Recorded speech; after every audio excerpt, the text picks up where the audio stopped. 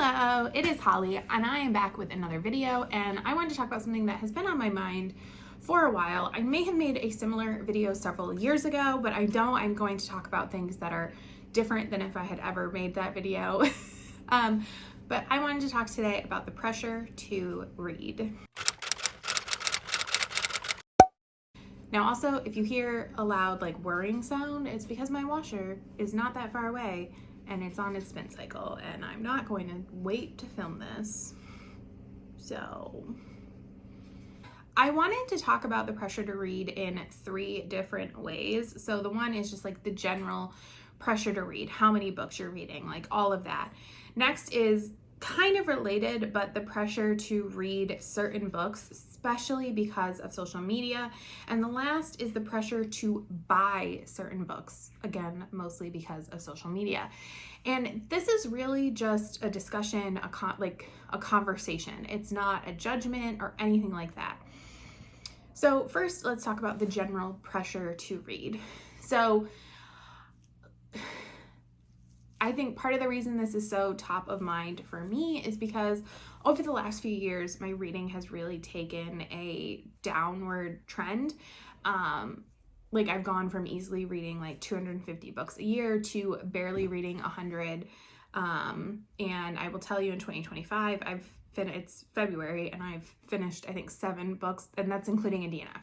And I'm just trying not to put pressure on myself. And I say every year, even though I make my Goodreads goal 100 books, that's supposed to be an achievable goal for me, and that I don't care if I don't finish it. But I think a part of me does care. A part of me does kind of think about it, and it does pressure me. And I did briefly consider for 2025 modifying my goal to 1 book or 12 books and everything, but I just couldn't bring myself to do it, which again is a pressure I'm putting on myself. I think that for a long time, maybe our whole lives, there has been a pressure to read. Reading is very good. It's good for your brain. It's good for your mental health. As a kid, especially, it is so important, if you're a parent, to read to your child, not just for the bonding relationship between you and your child, but to help expose your children to whatever language you're speaking. So here for me, it would be English, but whatever vocabulary is needed. And you'd be surprised how much kids pick up on things like sentence structure and grammar just by hearing those things. And so that is very important. But there is obviously this thing through school where you're forced to read, where it can turn a lot of people off of reading, which makes me very sad. Now, that being said, there are also people who just are not readers, either because they struggle to read, because they struggle with reading comprehension, they have a problem like dyslexia, and yes, we have tools for them, or they can use audiobooks, but maybe that completely turned them off reading.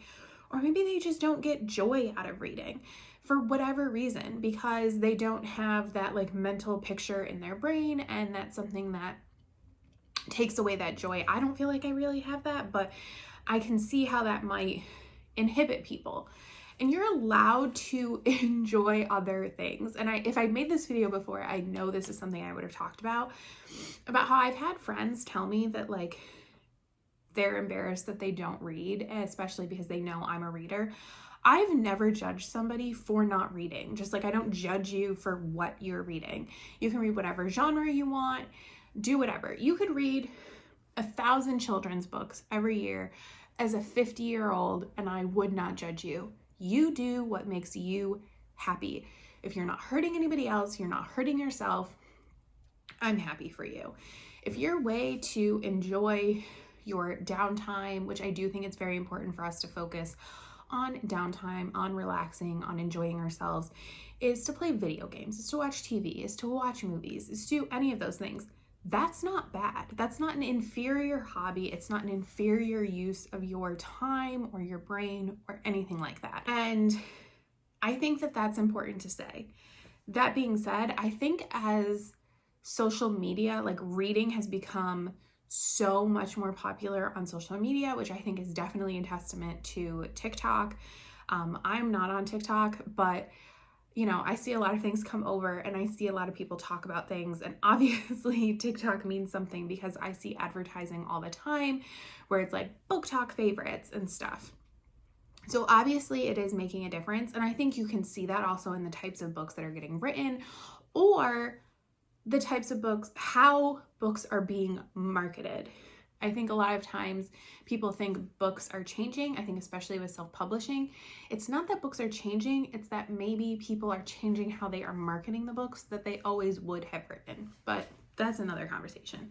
But I think it's great that more people are reading. And again, I don't care what you're reading. I don't care if somebody thinks it's a trash book. You do you. But I think that we are starting to see a surge in this pressure to read. And as somebody who's been on the internet for a long time, I'm 36 years old. I have been posting off and on to YouTube since like 2009, 2010, since I was in college. So I have seen the book trends. I have seen the internet trends. I was posting bookish videos when there were barely bookish videos on this website, when BookTube was not a thing, and when all you talked about was young adult. All I read mainly romance, and I like would not talk about my romance books on my YouTube channel because I felt like I couldn't. Because that's not what people were here for. In retrospect, I wish I had. I think maybe my channel would have had a different trajectory, but whatever, no regrets.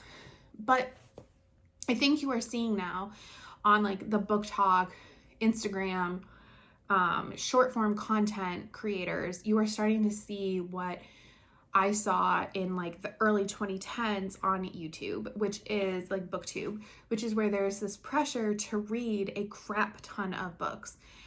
And here's the thing, if you want to read a lot and you're enjoying yourself in whatever way that it means, like I don't like hate reading, but some people do. If you get joy out of that, that's on you. Like, I don't care. I'm not here to yuck your yum. So do it. If you want to read 30 books a month and you get enjoyment out of reading those 30 books a month, read those 30 books a month. But I would ask that you do that only if it is bringing you joy. And I do think that we are heading to that turning cycle in short form content that we've had in BookTube, where people are going to switch to reading less books, maybe reading longer books that take more time, and not putting as much pressure on themselves, not making TBRs that are like 20 books long and then being disappointed in yourself. I think we're going to see that switch over in the next year or so. I've already seen some content creators I follow really talk about that, feeling like they can't read all of the arcs they're being given and then feeling bad. And again, this is something I've seen on BookTube. It's okay to say no to a book. It's okay just because somebody offers you the arc, and I know that probably feels amazing. There's a reason I don't use NetGalley anymore. It felt like too much pressure. And I'm not even one of these people that was like getting approved for everything. I read arcs for Serena Bowen. That is it. That is the only arc thing I do. I have not even tried to get on any other arc teams. There are authors I like and part of me would love to, but I know I can't make that kind of commitment in my life. And that's okay. And I just want people to remember that it's okay to read less. It's okay to make less commitment. It's okay to do things other than reading. I've been seeing a lot of that lately and I love it. People who have taken up other hobbies. Like I puzzle a lot. And honestly, in the past, I would have used that as an opportunity to like listen to audiobooks, but I don't want to right now. I want to watch like stupid, and I mean stupid, they are literally stupid. Like I'm not even going to tell you what they are. YouTube videos while I'm puzzling. I would rather do that. That is better for my brain than to force myself to read audiobooks because I feel like there's an arbitrary goal I need to hit. And that's what makes me happy at this point in my life. Like that's what I need. And I want you to know that if you need that, that is okay. So let's move on to talking about the pressure to read certain books. Again, this is a lot of talk about social media. I see a lot of the same books come up on social media. And again, as somebody who's been on the internet for a long time, this is a cycle. I have seen it. This is not new. This is not brand new. You see this in the beauty community. I watch Robert Welch, and he'll react to like beauty TikToks, and people will be like, here's this new hack. And it's like a hack that was around like 15 years ago on beauty YouTube. But because just like fashion trends, things cycle, things go back and forth, and you have new ages who weren't exposed to that, who were children, who may not have even been born the first time. Like, all of those things exist. But I'm seeing that I feel like, and part of this is because I feel the pressure sometimes. Like, I will see the same few books show up on my content, like on my feeds over and over and over again. And I'll start to feel sucked in. And like, I'll be like, oh my gosh, and we have a cat. I have, recently Onyx Storm came out, which is the third book in the, I don't think it's called the Fourth Wing series, but like that series, Empyrean? Is that what it's called? I don't know. I've only read the first book. I moderately enjoyed it. I bought Iron Flame. I had pre-ordered it early on into Fourth Wing. And honestly, I can't decide if I want to read Iron Flame or not. And I keep going back and forth. And that's okay. But like, sometimes I feel like I wish I was in on the hype. I wish I was in this like group of people who are experiencing so much joy and pleasure and like nitpicking everything, like all of that. Sorry, the camera keeps moving because he's like knocking my table. Like, I want to enjoy that. I want to be, don't show them your booty. I want to be a part of that. I feel that draw, but like, am I going to enjoy the book? There's fantasy romance is very popular right now. And I would say I enjoy fantasy romance, but it has to be the right fantasy romance for me. I'm very particular, and I'm still trying to figure out what that means, like what I need to be on the lookout for. But I do know that for the most part, a lot of the very like popular books, especially the darker fantasy romances, are not for me, and that's okay. And if they're not for you, that's also okay. You are allowed to not like something.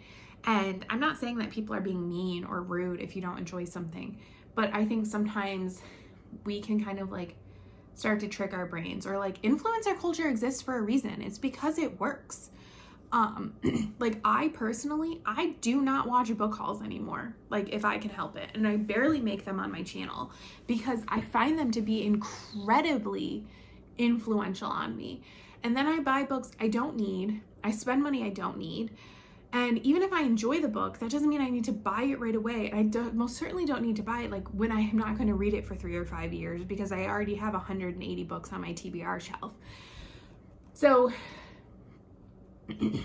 like, I just caution people to think about the books that they are picking up, and thinking about why you want to read it and what you're looking for.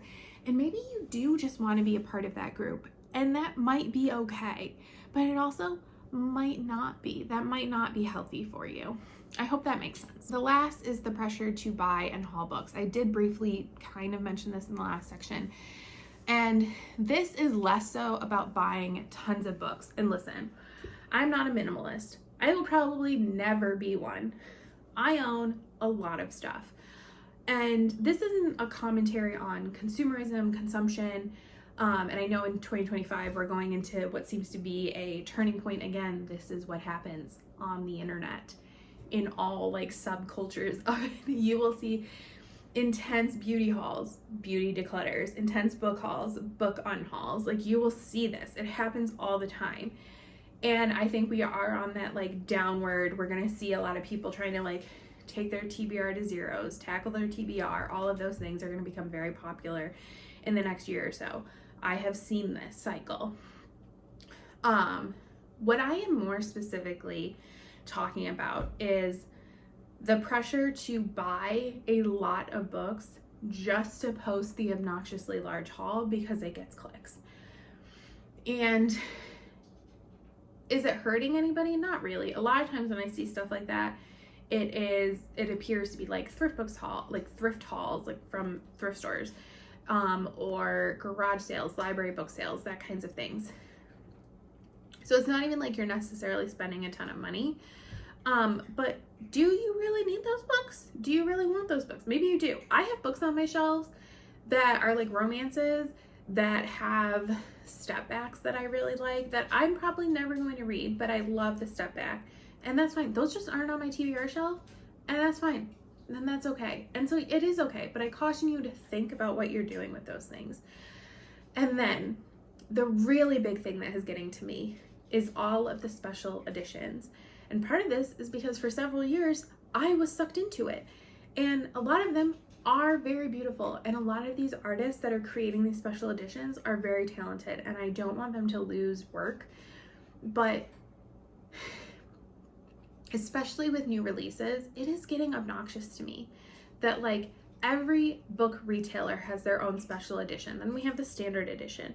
And so you have to buy all, like in theory, like, and people are incentivized to buy all of these copies. And like I did it with A Curse for True Love. Was that the last book in the series by Stephanie Garber? The first one was Once Upon a Broken Heart. I bought every edition of that book because it had like, not only was the covers different, but it had a different like epilogue thingy in the end and everything. I got sucked into that. I recently said this in a video. I think this video comes out after that one. I own multiple editions of the Off-Campus books by Elle Kennedy, and there are literally more editions still coming out. And I was like, enough. This is ridiculous. I can't, like, this is, like, I mean, I guess if it makes you happy, again, and you are not hurting yourself or somebody else, then go for it. But it feels like way too much overconsumption. And I don't often say that publishers are cash grabbing. Like, I don't judge authors for, like, doing spin-off books, writing more books. When people will be like, oh, it's just fan service. It's just trying to, do all that. No, but these special editions feel like that, especially when they are just like subtly different. It drives me crazy. Plus, now that a lot of self-published authors or independently published authors are getting picked up by publishing companies, which I have thoughts on, the publishing companies are making their own editions so that they can sell them. And it's like, but I did it. I bought a lot of the Addicted series by Krista and Becca Ritchie in the Bloom editions when I already own them. I literally own those books, not just physically. I own a lot of them in audiobooks. I own them as ebooks. Like, why? And again, it's not necessarily bad, but I just ask that people think about why they're doing it. And I think we are going to see a slow shift over on this. And instead of publishing companies making 5 editions of the same book, I would maybe prefer that we publish more books and we bring back mid-list authors, and we don't just have the Sarah J. Maas's and the Rebecca Yaros's. Those are just 2 that are like incredibly popular right now. I'm not calling them out in any way, but like, how about we take some of the money that the publishing company is making from those authors, and we use that money, instead of making more editions, that we then use that, which is what has been done historically, to fund and to kind of like prop up in a way, maybe, authors who are going to sell 5,000 copies of a book instead of millions of copies of books. Like, I don't know. Hot take. I don't know. But yes, I hope that was like moderately coherent. Again, I'm not judging you. I want to be very clear. And I'm not even saying that like to like justify myself. You do you. I believe 100% personal responsibility. Like I said, this is why I don't watch hauls anymore. I know they have a negative impact on me. And especially while I am trying to save money and spend less and feed into this less, I have really tailored my feeds. I've tailored who and what I watch, when I watch it, based on how I think I can handle those things and everything. But I just hope that everybody takes care of themselves. And at the end of the day, reading is supposed to be fun. Making content about books is supposed to be fun. And so I just want you to take care of yourself and enjoy yourself. So thank you for listening to my rambly discussion and conversation about this. If you have anything to add, feel free to leave it below. And thank you so much for watching. Bye.